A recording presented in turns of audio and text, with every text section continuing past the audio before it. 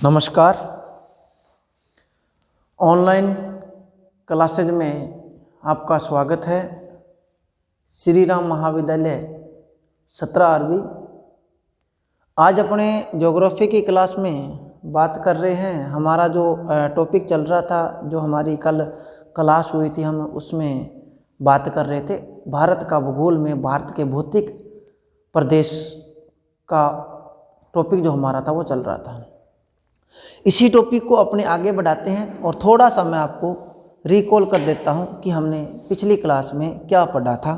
देखिए, हमने शुरू किया था हमारा हिमालय। देखिए, हमारे भौतिक प्रदेश का पहला जो चैप्टर था वो पूरा हो गया, हिमालय पर्वतीय प्रदेश या उत्तर पर्वतीय प्रदेश। दूसरा जो हमने शुरू किया था वो किया था शुरू उपजाऊ मैदान। हिमालय के नीचे जो है उपजाऊ मैदान। तो उपजाऊ मैदानों के बारे में हमने बात की थी। उपजाऊ मैदान, भारतीय उपजाऊ मैदान या तो देखिए, भारतीय उपजाऊ मैदान या उपजाऊ मैदान या विस्तृत उपजाऊ मैदान, इसके कई नाम हैं। तो उपजाऊ मैदानों की बात चल रही थी। मैदानों की मैदान जो होते हैं वो उनका ढाल जो होता है वो बिल्कुल सामान्य होता है, ना ऊंचा होता है ना नीचा होता है, बिल्कुल सामान्य ढाल होगा। और जो अधिकांश जो मैदान होते हैं वो नदियों के द्वारा बहाकर लाए गए जलोढ़ पदार्थ जो होते हैं उनके निक्षेपण से, डिपॉजिट करने से वहाँ पर मैदानों का निर्माण होता है। और दूसरी बात, उपजाऊ इसलिए होते हैं क्योंकि पर्वतीय भागों से जब आते हैं तो उसके पर्वत की जो ऊपर वाली जो मिट्टी होती है, उसकी उपजाऊपन जो मिट्टी होती है उसको काट के लाके और ये मैदानों के अंदर जमा कर देती है। तो मैंने आपको कल बताया था कि जैसे ही हम बात करते हैं कि हिमालय के बारे में, भारत के बारे में बताया था, तो इसके बारे में मैंने आपको बताया था। भारत के बारे में थोड़ा सा हम देख लेते हैं।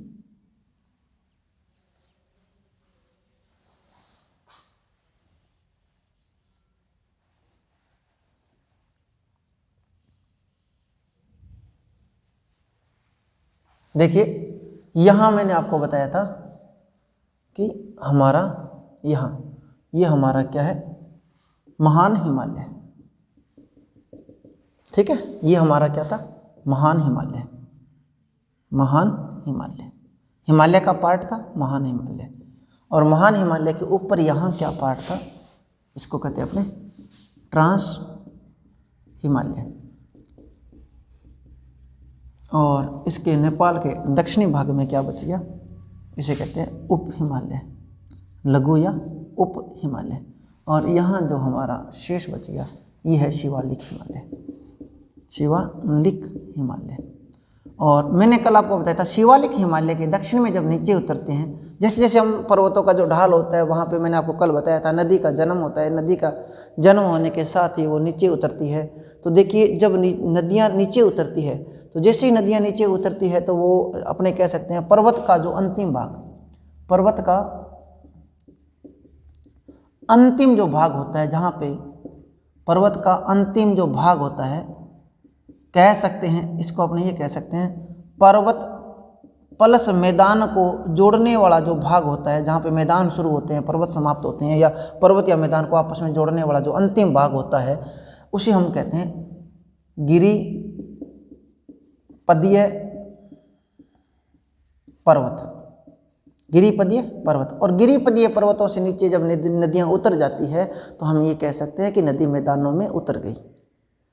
तो देखिए, जब नदियाँ मैदानों के अंदर उतरेगी तो नदी के साथ बहुत भारी मात्रा में जलोढ़ पदार्थ क्या होता है, मैंने कल भी आपको बताया था। जलोढ़ पदार्थ होता है नदी के द्वारा बहाकर लाए गए जो भी टूल्स होते हैं या जो मटेरियल होता है, तो वो जो मटेरियल होता है वो सारे के सारे जलोढ़ पदार्थ होते हैं। जलोढ़ का अर्थ है जल के अंदर लुढ़क कर आए हुए पदार्थ। जल के अंदर लुढ़क कर आए हुए जो पदार्थ होते हैं, जैसे मिट्टी, चट्टान, टुकड़े जो भी है, वो जीवाश्म हो सकते हैं। तो वो सारे के सारे क्या होते हैं, जब नदियां पर्वतों से नीचे उतरती है तो जैसे गिरिपदीय पर्वत वाला भाग आ गया, गिरिपदीय पर्वत वाला भाग आ गया, तो मैंने कल आपको बताया था कि ये जो नदी का वेग है, नदी का जो वेग है, वेग पे निर्भर करता है कि क्या होगा। नदी का वेग अगर क्या होगा, तेज होगा, नदी का वेग क्या होगा, तेज होगा, तो नदी का जैसा ढाल तेज होगा, नदी का ढाल माने अपने कह सकते हैं धरातल का ढाल तेज होगा, ढाल तेज होगा तो नदी का वेग तेज होगा। जब ढाल ज़्यादा होगा तो पानी स्पीड से जाएगा, नदी का वेग ज़्यादा होगा, और जब वेग ज़्यादा होगा तो उसमें अपरदन की जो पावर है वो क्या होगी, अधिक होगी। जब अपरदन की पावर अधिक होगी तो उसमें क्या होगा, बहुत ज़्यादा मात्रा में वो उसको अपरदन करेगा। अब देखिए जैसे जैसे पर्वतों से नीचे उतरती है नदी, बल खाती हुई नदी जो होती है वो अपना बहुत ज़्यादा अपरदन करती है, और ये नदी की अपने वास्ते कह सकते हैं कि ये उसकी यौनावस्था होती है, या उसको अपने प्रौढ़ावस्था कह सकते हैं, जो उसके माने सबसे जो बात जो होती है अहम एज होती है। इसके अंदर नदी बहुत ज़्यादा अपरदन करती है, और नदी जिस प्रकार एक व्यक्ति युवावस्था में जो होता है उसको धन कमाने की इच्छा होती है और वो बहुत ज़्यादा धन कमाता है, लेकिन जैसे ही नदियाँ मैदानों के अंदर आती है तो नदी की जो अंतिम स्टेज आ जाती है वर्धावस्था। वर्धावस्था में क्या होता है, देखिए जैसे ही ढाल कम हो गया, मैदानों में ढाल कम हो गया, मैदानों में ढाल कम हो गया तो क्या होगा, नदी का वेग कम हो गया, और वेग कम हो गया तो नदी में अपरदन करने की अपरदन जो क्षमता होती है वो भी घट जाती है, और उसमें भार वहन करने की जो क्षमता होती है वो भी घट जाती है। नदी में भार वहन करने की क्षमता घट जाएगी तो क्या होगा, नदी अपने साथ अपने जल के साथ वो टूल्स नहीं उठा के चल सकती, इसलिए उसको वहाँ पे डिपॉजिट करेगी।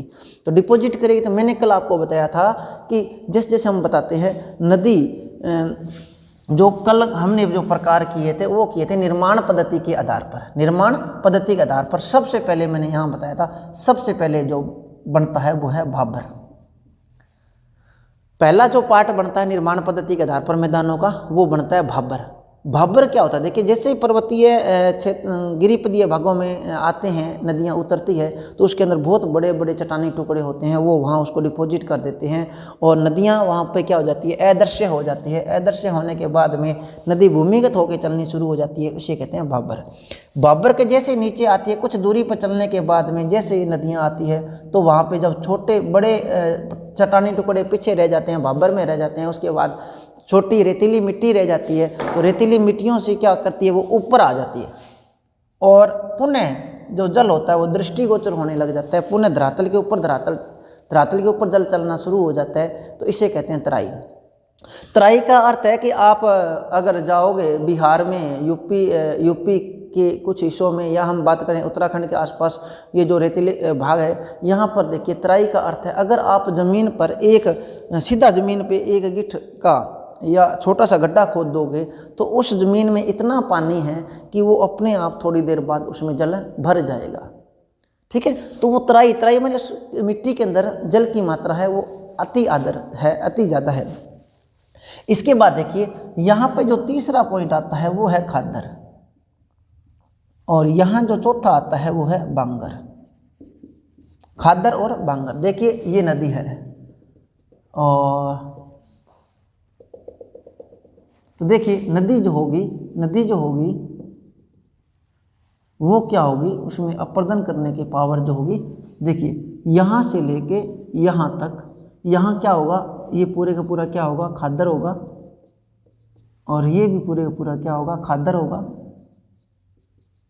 और इसके बाहरी भाग क्या होंगे, बांगर होंगी, और इसका बाहरी भाग क्या होगा, बांगर होगा। मेरे कहने का नदी का जो मूल पाटा होगा जहाँ पे प्रति वर्ष नदियाँ अपनी बाढ़ की एक परत बिछा देती है उसे अपने क्या कहते हैं, खादर कहते हैं। और जहाँ पर नदी के द्वारा बाढ़ के द्वारा बहा कर लाए गए पदार्थों के द्वारा आज वो वर्तमान में भाग ऊंचे हो गए हैं, वहाँ पे नदी जल नहीं पहुँच पाता, उसका बाढ़ का जो मटेरियल है वो नहीं पहुँच पाता। तो जो पुराने जलोढ़ के मैदान है उसे क्या कहते हैं, बांगर कहते हैं, और नवीन जलोढ़ के मैदान प्रतिवर्ष जो एक परत बिछती है उसे कहते हैं खादर। तो ये खादर और बांगर कर लिया था, और अंतिम जो आता है वो यहाँ पे आके ये ऐसी त्रिभुजाकार आकृति में बन जाती है, इसे कहते हैं डेल्टा। तो आज आगे हम बात करते हैं नदियों के आधार पर मैदानों के प्रकार। ये तो हम निर्माण पद्धति के आधार पर बताया था, अब हम नदियों के आधार पर मैदानों के प्रकार पढ़ते हैं। देखिए नदियों के आधार पर मैदान को चार भागों में मुख्यतः बांटा जाता है। नदियों के आधार पर मैदान को मुख्यतः चार भागों में बांटा जाता है। जैसे हम बात करते हैं, पहला सिंधु नदी तंत्र,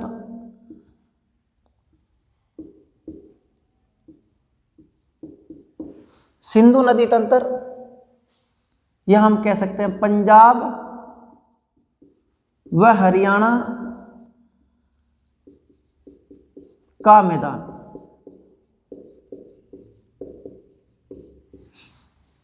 आगे गंगा नदी तंत्र का मैदान,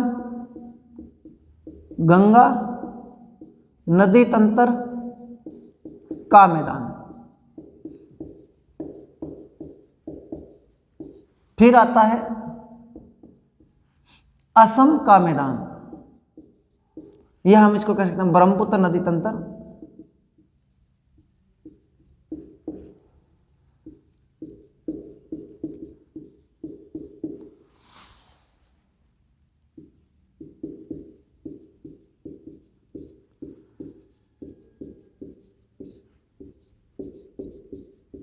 मैदान। आगे चौथा जो पार्ट आता है वो है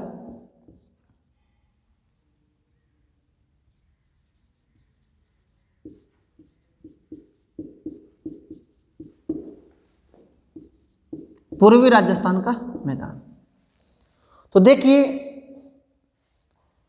मैदानों को नदियों के आधार पर 4 भागों में बांटा गया है। सिंधु नदी तंत्र, सिंधु तथा सिंधु की सहायक नदियों के द्वारा जो अवसाद लाए जाते हैं और उन अवसादों से जलोढ़ पदार्थों से जो मैदान बनता है उसे कहते हैं सिंधु का मैदान।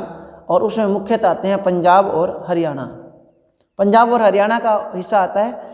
दूसरा जो मैदान बनता है उसे कहते हैं गंगा नदी का मैदान। तो गंगा नदी का मैदान या गंगा नदी तंत्र का मैदान जो है। तीसरा जो हमारा आता है असम मैदान, उसमें से ब्रह्मपुत्र नदी तंत्र का मैदान कह सकते हैं और पूर्वी राजस्थान का मैदान है। तो ये जो मैदान जो होते हैं नदियों के आधार पर इसे 4 भागों में बांटा गया है और अपने उसको एक एक करके उसको करेंगे।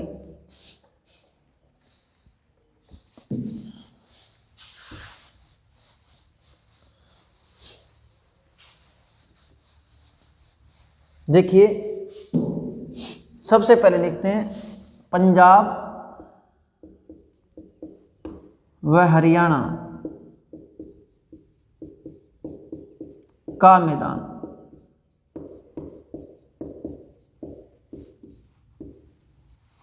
पंजाब व हरियाणा का मैदान, पंजाब व हरियाणा के मैदान के अंदर जो सबसे महत्वपूर्ण नदियों का योगदान आता है वो आता है सिंधु नदी तंत्र का।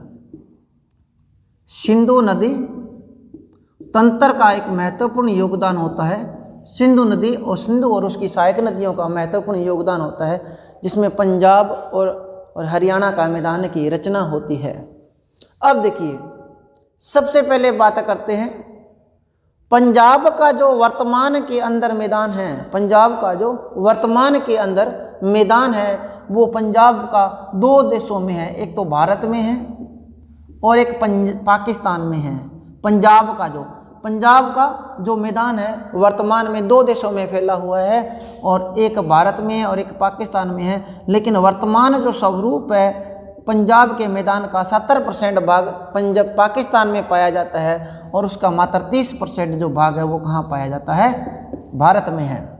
तो हम ये कह सकते हैं कि भारत के अंदर जो पंजाब के मैदान का जो है नदियों सिंधु नदी तंत्र का जो मैदान है वो उसका 30% भाग ही भारत में पाया जाता है, बाकी का सारा कहाँ पाया जाता है, पाकिस्तान में पाया जाता है।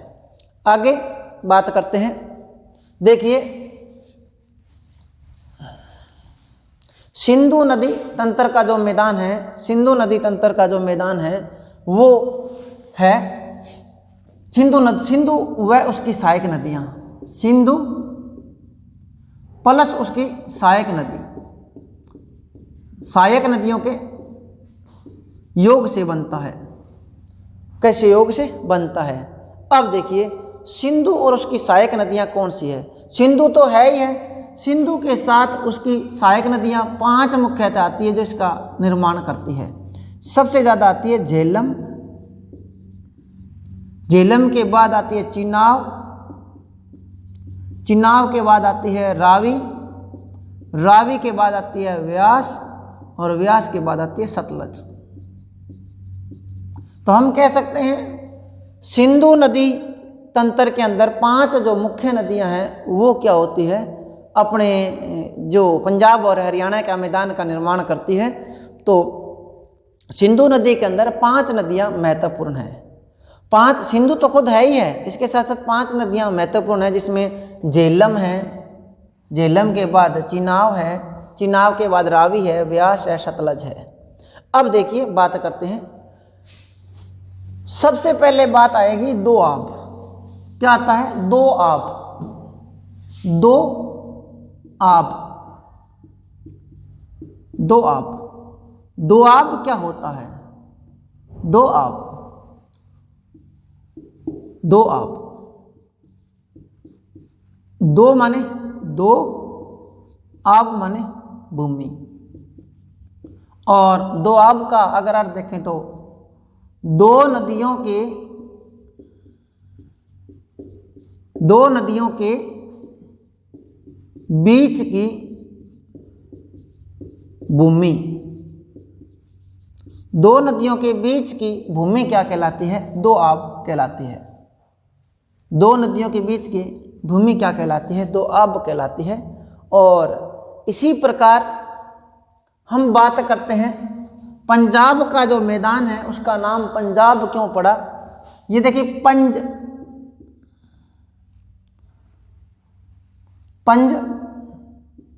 पंजाब है, ये पंजाब बना है पंज प्लस आब, पंज प्लस आब। पंज का अर्थ होता है 5, आब का अर्थ होता है नदियों के बीच की भूमि। नदियों के बीच की,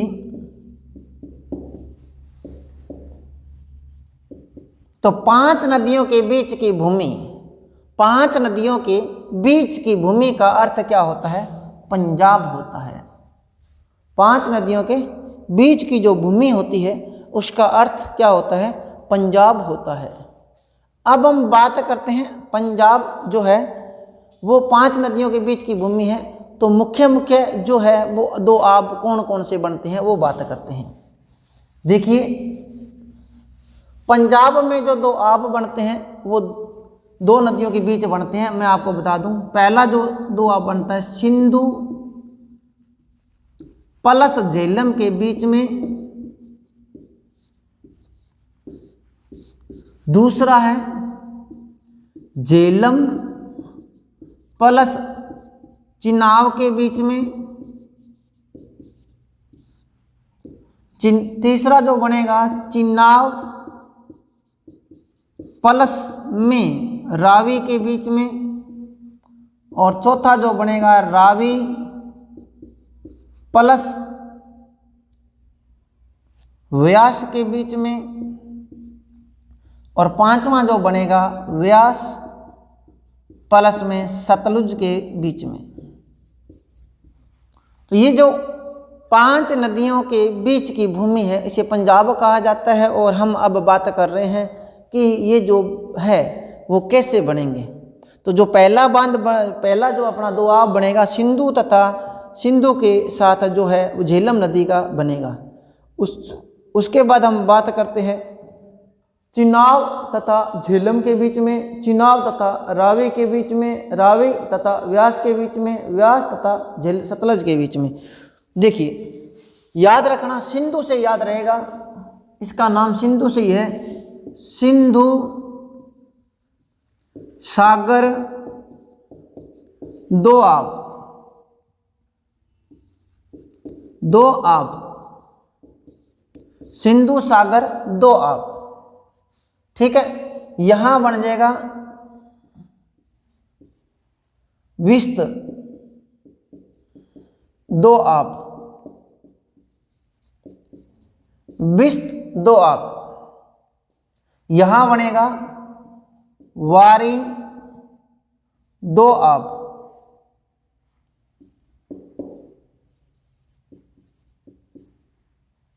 ठीक है। यहां बनेगा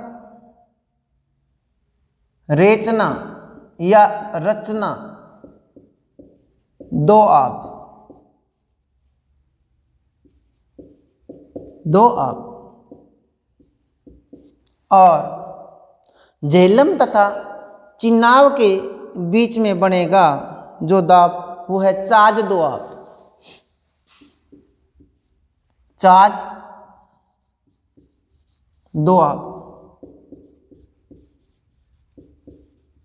चाज दोआब।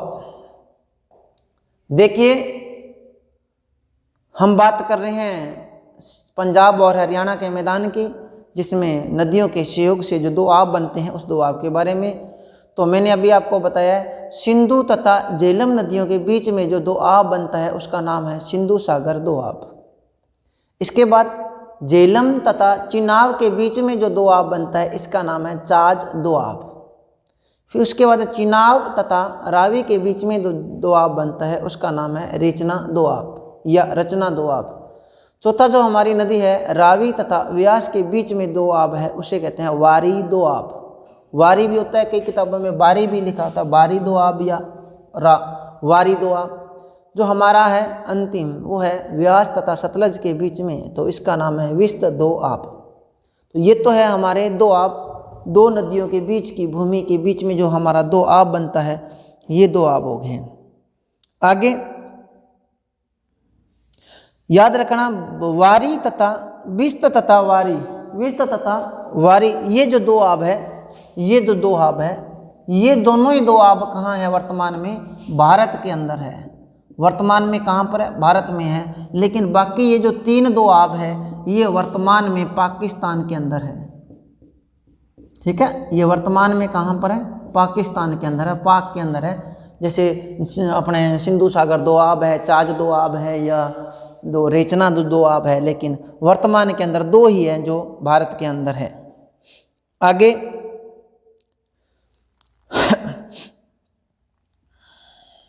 देखिए बात करते हैं यहाँ पर आपने बताया था आपको कि जो हमारा ये जो तराई वाला जो क्षेत्र है, तराई वाला जो क्षेत्र है उसके अंदर हाथी घास प्रसिद्ध है। ठीक है, आगे हम बात करते हैं गंगा में का मैदान, गंगा का मैदान, गंगा के मैदान की बात करते हैं। गंगा नदी का मैदान या गंगा का मैदान, गंगा का मैदान। देखिए गंगा के मैदान की अगर बात करें तो गंगा का जो मैदान बनता है वो गंगा तथा गंगा की जो सहायक नदी है, गंगा तथा गंगा की सहायक नदियों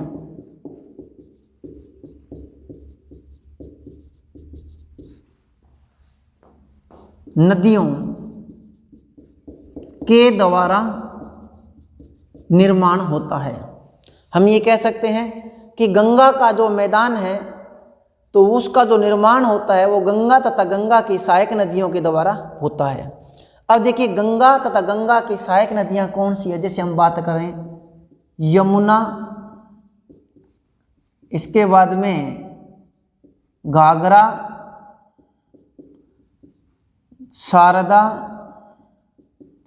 कोसी, गंडक।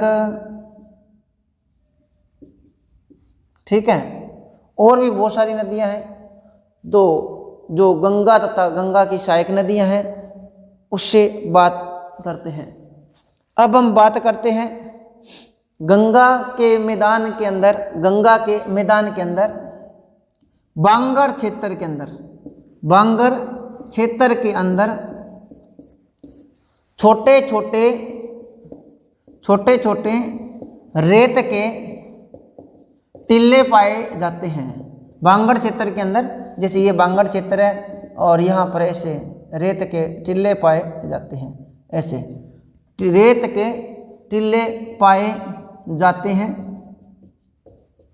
जिन्हें स्थानीय भाषा में बूढ़ कहा जाता है,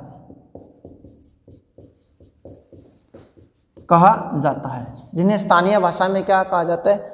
बूढ़ कहा जाता है, बूढ़। आगे हम बात करते हैं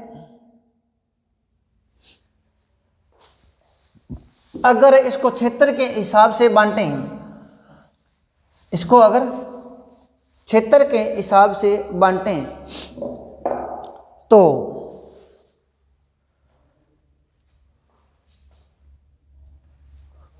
इसे 3 भागों में बांटा गया, 4 भागों में। गंगा का मैदान, फिर आता है रुहेलखंड का मैदान, फिर आता है अवध का मैदान, फिर आता है झारखंड या बिहार का मैदान। इसको 4 भागों में क्षेत्र के अकॉर्डिंग बांटा गया है गंगा के मैदान को। आगे हम बात करते हैं गंगा का जो मैदान है उसको 3 भागों में बांटा गया है।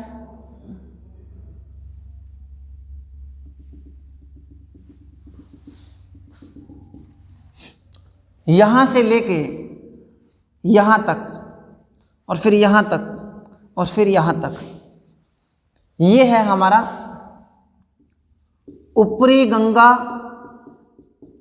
का मैदान, और ये हमारा मध्य गंगा का मैदान, और तीसरा जो आता है हमारा निम्न गंगा का मैदान। तो हमारा जो गंगा का मैदान है वो 3 भागों में उसको पुनः बांटा गया है। ऊपरी गंगा का मैदान, मध्य गंगा का मैदान और निम्न गंगा का मैदान, इसे 3 भागों में बांटा गया है। यहाँ जो ऊंचाई है वो है 300 मीटर से अधिक।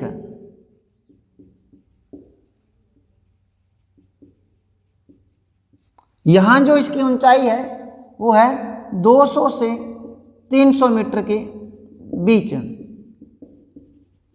और यहाँ है जो ऊंचाई है वो 100 मीटर से कम है। तो हम कह सकते हैं कि गंगा के मैदान की जो ऊंचाई है समुद्र तल से वो है यहाँ से घटती जाएगी, लेकिन इतना ध्यान रख लेना इस भाग से इस भाग की ओर जाएंगे तो वर्षा में क्या होगी, वर्षा में बढ़ोतरी होगी, बढ़ोतरी होगी। जैसे हम बात करें निम्न गंगा के मैदान में 300 सेंटीमीटर तक वर्षा होती है। यहाँ जो वर्षा होगी वो होगी 200 से 300 सेंटीमीटर के बीच में, और जो हमारा ऊपरी गंगा का मैदान है पश्चिमी यूपी के पास, यहाँ होगी ये 100 से 200 सेंटीमीटर के बीच में वर्षा। उसके बाद हम आएंगे राजस्थान अरावली के इस साइड में, यहाँ अरावली आ गई, अरावली। तो अरावली के पूर्व में हम बात करते हैं पूर्वी राजस्थान। पूर्वी राजस्थान में जो वर्षा होगी वो होगी 100 से 200 सेंटीमीटर, ठीक है, सॉरी 50 से 100 सेंटीमीटर के बीच में वर्षा होती है। 50 से 100 सेंटीमीटर के बीच में वर्षा होगी। और अरावली के पश्चिम में आते हैं तो पश्चिमी जो थार का मरुस्थल है, यहाँ जो वर्षा होगी वो 50 सेंटीमीटर से कम होगी। तो और वैसे पश्चिम की ओर जाएंगे तो हमारी वर्षा की मात्रा घटती जाती है। तो याद रखना ऊपरी गंगा का मैदान, मध्य गंगा का मैदान और निम्न गंगा का मैदान। ऊपरी गंगा का मैदान की जो ऊंचाई है वो 300 मीटर से अधिक होती है, लेकिन मध्य गंगा का मैदान जो है वो 200 से 300 मीटर के बीच में ऊंचाई होती है, और निम्न गंगा के मैदान की 100 मीटर से कम ऊंचाई होती है। लेकिन ध्यान रखना यहाँ जो वर्षा का क्रम है वो उल्टा है। निम्न जो कम ऊंचा वाला भाग है वहाँ पे 300 सेंटीमीटर से अधिक वर्षा होती है, और बिल्कुल इधर आ जाएंगे अपने पूर्वोत्तर भारत में तो यहाँ पे तो वर्षा बहुत ज़्यादा होती है, जो हमारा असम का मैदान है वहाँ पे। तो यहाँ पे 300 सेंटीमीटर वर्षा होती है, लेकिन जबकि निम्न गंगा का मैदान है यहाँ पे 200 से 300 सेंटीमीटर वर्षा होती है, और उधर उत्तरी गंगा के मैदान में 100 से 200 सेंटीमीटर के बीच में होती है, और यूपी का भाग आता है। इसके बाद हम बात करते हैं यहाँ जो है, यहाँ पर जो मिट्टी पाई जाती है वो चिकनी जलोढ़ मिट्टी पाई जाती है जो अत्यधिक उपजाऊ होती है। तो वो सारी की सारी बात आ गई। आगे हम बात करते हैं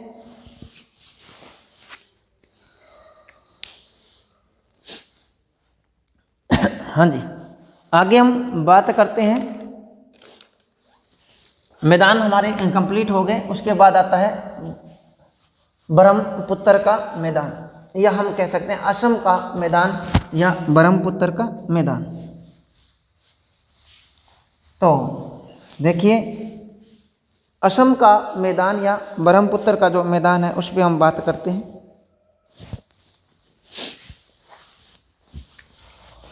असम या ब्रह्मपुत्र का मैदान, असम या ब्रह्मपुत्र का मैदान। देखिए, असम के अंदर अरुणाचल प्रदेश के उत्तरी भाग से जो नदी प्रवेश करती है, ब्रह्मपुत्र नदी प्रवेश करती है, और असम के अंदर जो है अधिकांश जो इसका भाग है वो असम के अंदर बहता है। और तो असम के मैदान के नाम से जाना जाता है। ब्रह्मपुत्र नदी अपने साथ जलोढ़ पदार्थ लेके आती है, और वो बांग्लादेश में होती हुई वो अपने बंगाल की खाड़ी में गिर जाती है। तो हम बात करते हैं असम का मैदान की। असम के मैदान में याद रखना, असम के मैदान के अंदर जो है वो ब्रह्मपुत्र नदी के सहयोग से जो लाई गई जलोढ़ पदार्थ होते हैं उसके सहयोग से वहाँ पे मैदान बनता है। यहाँ जो है हम बात करते हैं एक ब्रह्मपुत्र नदी के अंदर नदीय द्वीप है, नदीय द्वीप है, नदीय द्वीप, नदीय द्वीप होता है नदी के अंदर द्वीप जो होते हैं उसे नदीय द्वीप कहते हैं। वो असम के अंदर है और उसका नाम है माजुली द्वीप। माजुली द्वीप कहाँ पर है? असम के अंदर है। कौन सी नदी के अंदर है? ब्रह्मपुत्र नदी बनाती है, माजुली द्वीप है जो असम के अंदर है। तो असम नदी के अंदर माजुली द्वीप है जो नदीय द्वीप है, विश्व का सबसे बड़ा नदीय द्वीप है, विश्व का सबसे